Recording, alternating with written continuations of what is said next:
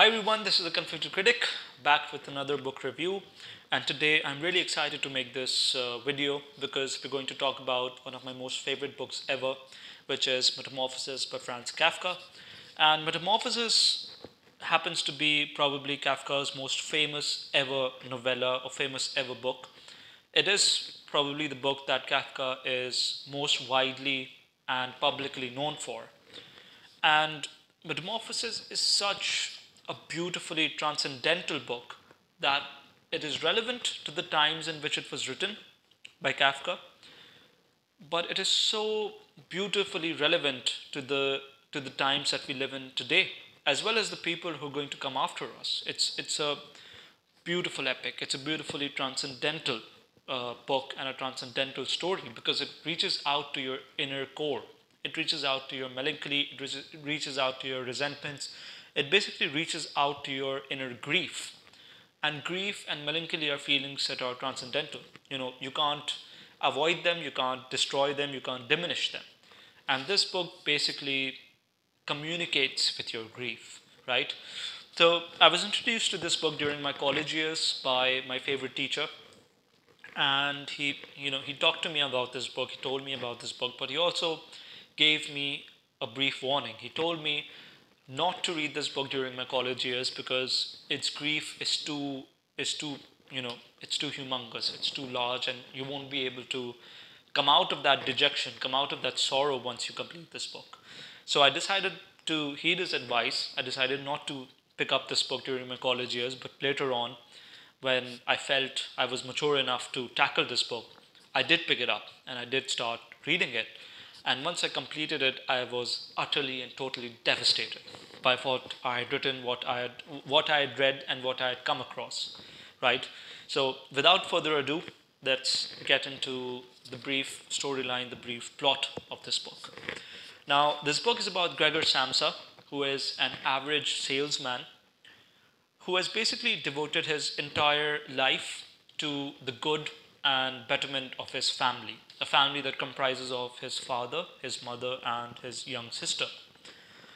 Now, the thing about Samsa is that he has basically given up all of his individual ambitions and individual goals for the greater good of his family, right? His goals align with the goals of his family, right? And he's sort of basically degraded or destroyed his individual perceptions and individual ideals, right? He wants to he wants his family to have a better future. He wants his family to come out of the debt that they have acquired. He wants to provide a college education to his sister. But for all of that, he is the sole individual. And for that purpose, he has destroyed his individuality, right? He sort of works uh, a job that he does not like. He, he basically has to, go with the whims and fancies of a boss that is basically a tormentor, and he has to do all of that for the good of his family, right? So the beginning of the book is when Samsa wakes up from a dream. He wakes up to a normal day in which he has to catch a train and in which he has to go to his job and turn up basically for his boss. But he feels there's something odd about this day. And he realizes, this is all, by the way, the first paragraph of the book. He realizes that he has turned into this verminous creature. And critics basically argue against him being a cockroach or a dung beetle. I prefer the former because I am shit scared by cockroaches. So yeah, I consider that Samsa basically realizes that he has turned into a cockroach, right? And he physically describes the attributes of what he has become. In short, he has metamorphosed, right? And this is where the metamorphosis or this transition or this change begins, right? Now, when you talk about this metamorphosis, a layman would consider it to be, a physical transformation, a physical change, a human transforming into a physical beast, right? That usually happens in fantasy stories. but the immensity of thought and intellect and depth that Kafka possessed as an individual sort of uh, considers that aspect to be mute, you know. And this transformation or this transition is basically one that happens at an emotional, psychological, and sociological level, right? Samsa has transformed into an individual who is now a woman, who is now useless, who is now dejected and and rejected, right?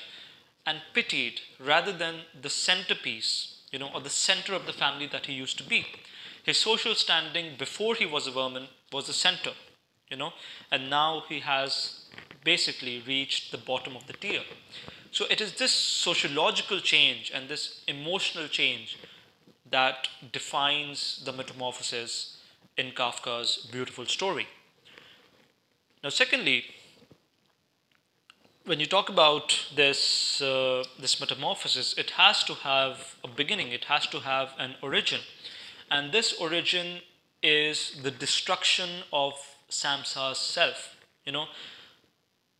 Even though he has destroyed his individuality and his individual goals and ambitions and his personality, but he has this sense of self, he has this sense of importance and his sense of utility for his family. But once this feeling is also destroyed, once he realizes that he is not of any social or emotional utility to his family, they can very well function without him. When he realizes this, the metamorphosis happens. And his true self, his reality unfolds. The reality that he was harboring within him for such a long time, a reality that he was suppressing and ignoring and hiding, that suddenly unfolds. And it is a reality that is so, you could say, so utterly miserable that this misery and this hopelessness can't be accepted by the people of the society, right? And this aspect of the book was the one that really got to me, and it shook me. It shook me because we have so much misery within us, so much brutal truths within us, that if we let surface, they're going to be so miserable for the people around us that they won't even stop to talk with us, because it'll make their day, it'll make their lives miserable, absolutely and truly miserable. And this is exactly what happens with Samsa. His reality comes out, his reality unfolds, a reality that he has so far successfully suppressed and hidden. And once that reality comes to the fore, he becomes a woman. He becomes a creature that you have to drive away, that you have to shout at, that you have to attack, right? So yeah, this was basically Samsa's metamorphosis. This was basically Samsa's transition. And during this metamorphosis, or after this metamorphosis occurs, Samsa's his yearning has basically shifted from uh, a future filled with, you could say, materialistic goals and ambitions into the simple things in life, right? He yearns for his mother's affection. He yearns for his sister's words and the conversations that he used to have with his sister. He yearns for the silent, but you could say uh, a tormenting but silent approval of his father, which he never gets now because he has basically turned into a useless, filthy creature, right? And it is these simple attachments in life that he yearns for when his reality unfolds, right? And these emotional attachments are so ignored by him, right? When he used to be the Samsa of old, that even though he had that social and emotional utility for his family, but these attachments uh, weren't there. And now, as a creature, he yearns for these simple things. He yearns for these simple attachments, right? So, Metamorphosis is a harrowing depiction of depravity, of of degradation of an individual, of the destruction of a utilitarian individual who has created so much good for the people around him, but when he requires even a simple amount of good for himself, society utterly rejects and degrades him because of the harrowing truth and sadness and misery of the reality that he holds. And most importantly, to conclude, this book is a huge reflection on the life of Kafka himself. Kafka spent a very lonely life, a very miserable life. He spent his entire life trying to win over the affection and the acceptance of his father, which was never forthcoming. And in the process, he did not have any, tangible uh, emotional connections with anyone. He literally had one or two friends in his life, and he died a very lonely and very miserable man. And this projection of his life in a brutal capitalistic society into this harrowingly melancholic tale is so it's so sad when you read this book and when you relate it to the life of the author. But again, it's really beautiful at the same time. It speaks to your grief, it speaks to your sadness, it speaks to your melancholy.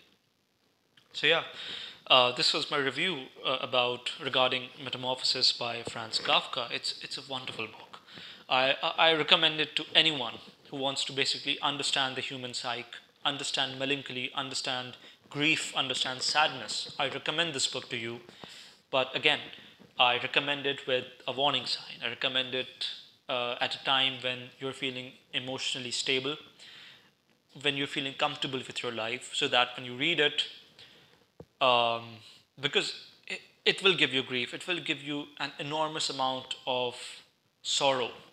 And to absorb that sorrow, to basically to understand that sorrow, you need to have a bit of a surety about the life that you're living in. So yeah, this was my review about Metamorphosis by Franz Kafka. Uh, and I've also posted a write-up about this book on my Facebook channel. And I've also uploaded this video on my Facebook channel as well as my Instagram account, the links to which I have connected in the caption. So yeah, like, share, and subscribe, and also comment your review regarding my review, as well as your thoughts about the book if you've read it, and maybe we can stir up an interesting conversation in the comments, right? So yeah, until the next time we meet, have a wonderful, wonderful reading experience.